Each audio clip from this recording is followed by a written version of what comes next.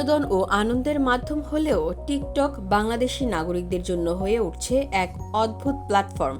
বাংলাদেশি অধিকাংশ টিকটকাররাই বিভিন্ন কর্মকাণ্ডের সমালোচনায় থাকেন বছর জুড়ে, যাদের মধ্যে অন্যতম টিকটকার প্রিন্স মামুন ও তার স্ত্রী লায়লা। দুজনকে ঘিরে আলোচনার সমালোচনা যেন নিত্যদিনের বিষয়। বিচ্ছেদ, মামলা, বিতর্কের পর এখন আবারও আলোচনার কেন্দ্রে এ জুটি।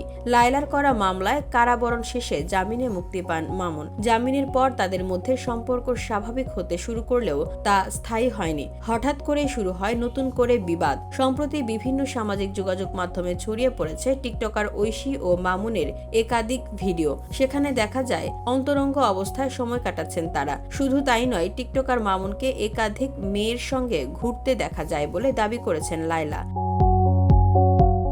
রোববার মধ্যরাতে লিংক ভাইরাল হওয়ার পর মামুনকে নিয়ে এটাই লায়লার শেষ কথা শিরোনামে একটি ভিডিও পোস্ট করেছেন, যেখানে লায়লাকে বলতে শোনা গেছে, সবসময় আপনারা আমাকে খারাপ চোখে দেখেছেন, আপনারা মনে করেন আমিই ভিলেন, কিন্তু বলে রাখি একজন প্রাপ্তবয়স্ক মানুষকে কখনো আটকে রাখা যায় না, কেন আমাকে খারাপ বানানো হয়। তিনি যোগ করেন, আমি মামুনকে নেশা করতে বাধা দেই, মদ না খাওয়ার জন্য বলি, আর মেয়েদের সঙ্গে নষ্টামি করতে নিষেধ করি। এই 3 কারণে আমাকে খারাপ বানানো হয়েছে, হয় এবং আগামীতেও হবে। এই 3টি কারণে 2023 সালে আমাকে হত্যার উদ্দেশ্যে হামলা করা হয়েছিল। আলোচিত এই টিকটক অভিনেত্রী ভিডিও বার্তায় দাবি করেছেন, প্রিন্স মামুন আমার পেটে লাথি দিয়ে বাচ্চা নষ্ট করেছে, তারপরও কোনো অভিযোগ করেনি। সে আমার কাছ থেকে অনেকগুলো টাকা নিয়েছে, তাছাড়া গাড়ি বাড়ি কিনে দিতে হবে, সেই জন্য গতকাল সকালে সে আমার বাসায় অনুপ্রবেশ করে গালিগালাজ করে। ওই ভিডিও বার্তায় নিজের ভালোবাসার কথাও জানান লায়লা।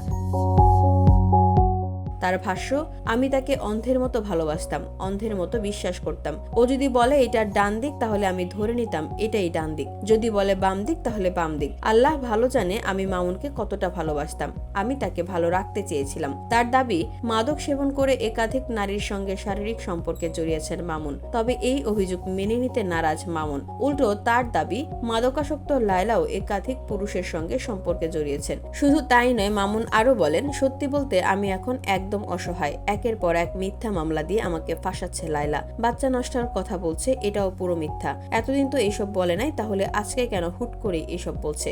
শুধু তাই নয়, টাকা খরচ করে মিথ্যা বিয়ের কাগজপত্র বানিয়ে সবাইকে দেখাচ্ছে। দিনের পর দিন ও আমাকে ব্ল্যাকমেইল করেই যাচ্ছে। বারবার মিথ্যা মামলা দিয়ে বারবার আমাকে হয়রানি করছে। উল্লেখ করে তিনি বলেন, একজন মহিলা হিসেবে যত ধরনের সুবিধা নিচ্ছে লায়লা, বারবার মামলার হুমকি দিয়ে শারীরিক চাহিদা মেটাতো তার। এমনকি আত্মহত্যার হুমকিও দিত আমাকে ফাঁসানোর জন্য। মামুন আরো বলেন, লায়লা আমাকে ব্যবহার করত, আমাকে তার কথা মতো চলতে, আইনি রাস্তা ছাড়াও যা যা করা দরকার সব করত।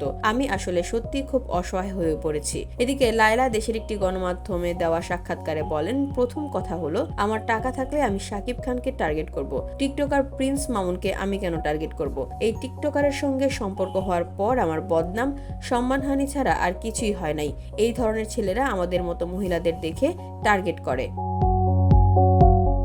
VOD Bangla news desk.